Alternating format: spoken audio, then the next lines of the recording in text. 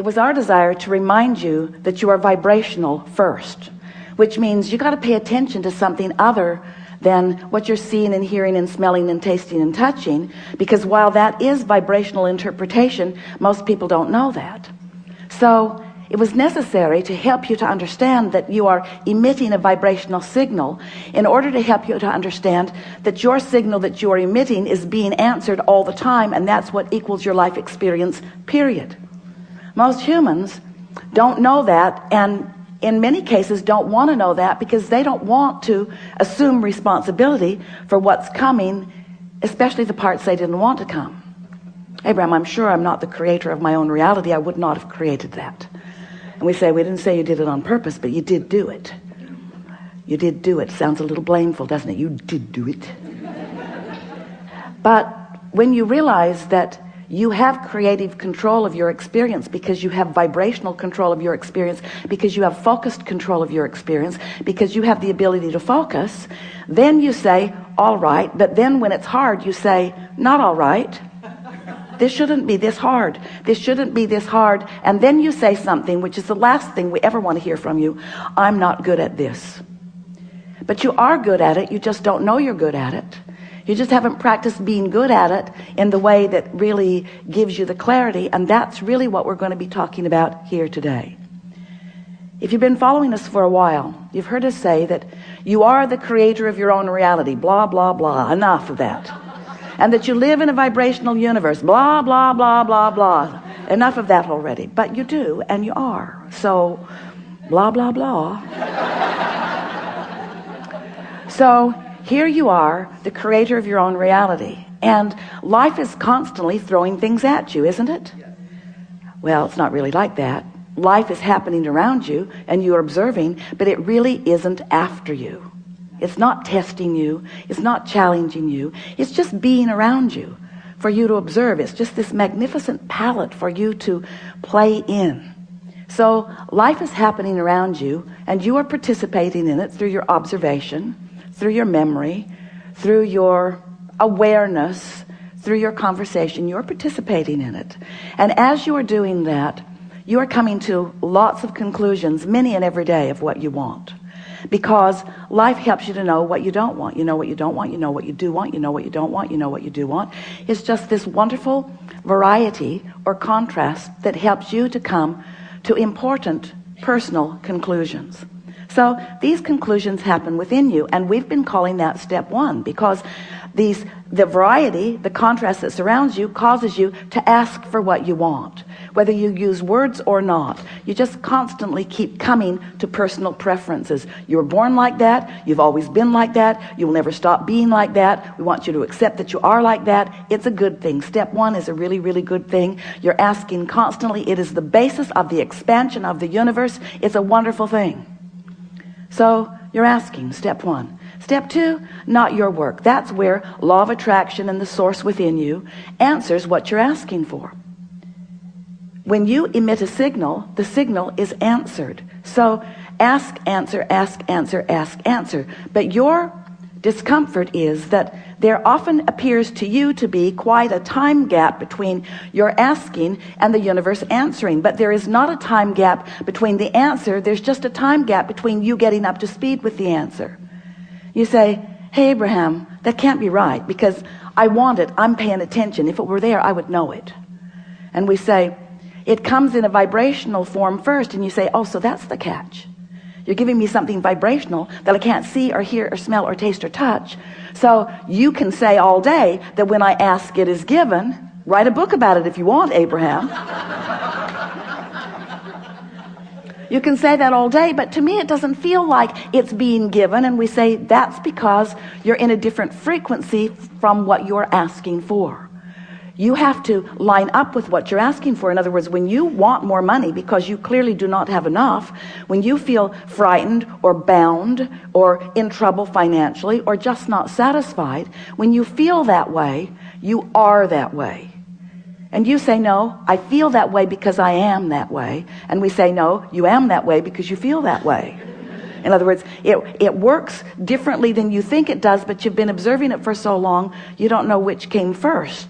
But what comes first always is your vibrational countenance. And then the manifestation just matches what you feel like. So if you want more money and you feel like you don't have enough money, you can ask all day, all day, all day, every day. You can write long lists of it. But if in your belly, if in your being, if you're feeling the fear or the absence of money, then you've got a vibration going that's different from the answer that you seek. You want more money, but your vibration says, I don't have enough. And the universe says, and law of attraction answers you with what you're feeling. So a lot of our physical friends, especially in the beginning, say, well, then it doesn't seem like I can get there from there. It doesn't seem like I can get to where I want to be from where I am. Because if I am missing something that I want, and I'm aware that I'm missing this thing that I want, and in fact, the reason that I'm speaking about it so clearly is because it's missing, and that's why I want it, then how do I get there? And we say, you have to feel like it feels to have it. And you say, okay, then give it to me and I will. And we say, just try a little bit. Just try a little bit to not activate within yourself so often the vibration of what's missing, and focus yourself into activating the vibration of what you want. It is not as difficult as you think. So step one is contrast causes you to ask. Step two is it is given vibrationally, so there is no gap really. Step three is you have to convince yourself there's no gap. That's the work. You got to feel it as if it is in order for it to be. And we know you balk at it, but many of you are practicing this and are finding it. Many of you are understanding the laws of the universe, and you're finding ways to focus yourself into feeling good without needing all of the evidence to be there first. Do you hear how important that is? If you don't need the evidence for what you want to be there first before you feel it, then you are able to accomplish the vibrational countenance of it before it is, which means now it must be. And Esther said, please, please, please, let's call it step 4. Please, please, please. Can't we call it step 4? We need another step. We need another step, Abraham. Please, please, let's call it step 4. And we say, all right, step 4. So you ask step 1. Source answers step 2. You allow it step 3. But now we've been talking to you for a while. You've been keeping up with us pretty good. And we're saying to you that if you don't try so hard, if you just accept that you are naturally good feeling beings, and when you wake up in the morning, before you start thinking about the things that you've got to do that you don't want to do, before you start remembering the injustices of yesterday or 10 years ago, before you remember that you're going to that place today to work that you really don't want to be, before your kids get up, before any of those things happen that challenge your sense of well-being, if you can get hold of that sense of well-being and just sustain it for a little bit with really general thoughts, because if you get specific, it usually doesn't work as well. Get into an attitude of appreciation and milk it for just a little bit. Law of attraction will help you out, because law of attraction says that that which is likened to itself is drawn, and law of attraction will give you, it's not really giving it to you, it's just the way it is. It's like gravity doesn't give you attachment to the planet. It just is. So law of attraction provides for you this consistent life experience. So to make it very clear and blunt, we like blunt, you have 17 seconds to sustain this thought and move it into something even more powerful. 17 seconds and another thought like it joins it. And there is power, manifestational power, in that crossing that 17-second mark that most people don't know about, or when they wake up, they would make very sure that they stay there for 17 seconds. So if you find a good feeling thought, or better said, if you wake up and don't introduce a not good feeling thought, because when you wake up, there's no thought. During that time of slumber, you have stopped the momentum of all thought.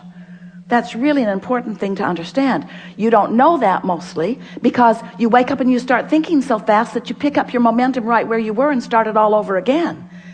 But when you slumber, momentum of thought stops. Law of attraction is suspended for you. Your point of attraction is no longer attracting. So when you wake up, you have a really good possibility of getting out of the bed on the right foot, getting out on the right side of the bed. These are your words. We don't like them very much, but we thought you'd relate. You have a very good possibility of getting the vibration going the way you want it to go. And your best possibility is first thing in the morning. First thing in the morning, before there is any other momentum going. So we've been talking about this for a while. And Esther really listened. So she decided that she was going to wake up on that first morning and she was going to sustain her good feeling that she had awakened with. And she didn't make it until breakfast. Quite annoyed with herself, which didn't help. But the next day she tried it again and didn't make it much past breakfast. Then she discovered that if she just wouldn't read her email, it would help. So her dominant intent became to sustain this feeling of well-being as long as I can.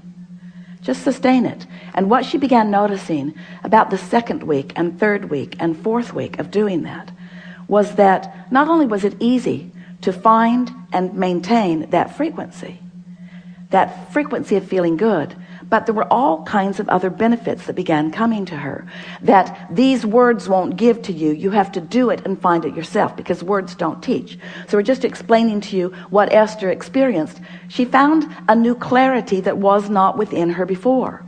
She found a sort of stable ride. She remembered Jerry's story of shock absorbers. He used to tell a story about he got a new car. He was test driving it. It was a beautiful Cadillac and it was in San Diego. And the salesperson took him down a road that Jerry thought no nice car should ever be on. And he was amazed at the ride that that car gave him, even on a very bumpy road, because the suspension system, the shock absorbers, were such that even though there were bumps in the road, he did not feel them in that car. And he used that analogy always, and it's the same analogy that we're offering to you here. When you find vibrational alignment with who you really are and you sustain it for a period of time, what happens is you get shock absorbers. So even though the same sort of things may be happening around you, you might even see some of them, although law of attraction makes it less and less likely that you're going to participate on any personal level with anything unwanted once you begin sustaining this vibration of well-being. But the whole point of all of this, we don't want you to become so vibrationally snobbish. Esther says, I'm a vibrational snob. I like clarity and I will not accept confusion.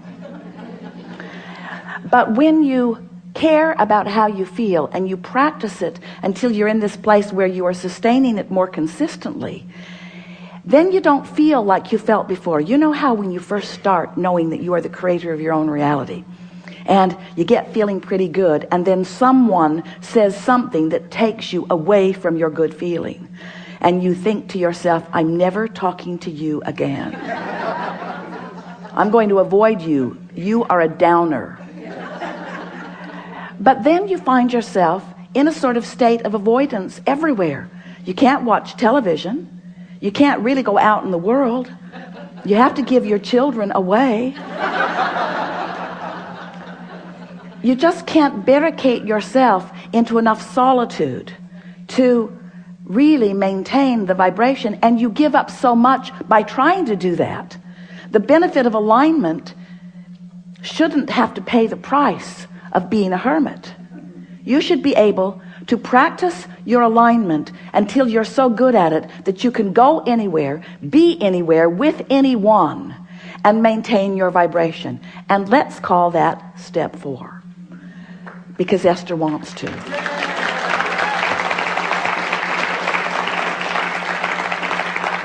So what it requires really is enough determination to focus first thing in the morning, and until you know that you've got it and you're able to maintain it, and then to simply watch what happens in your experience as a result of that newfound alignment and that newfound clarity.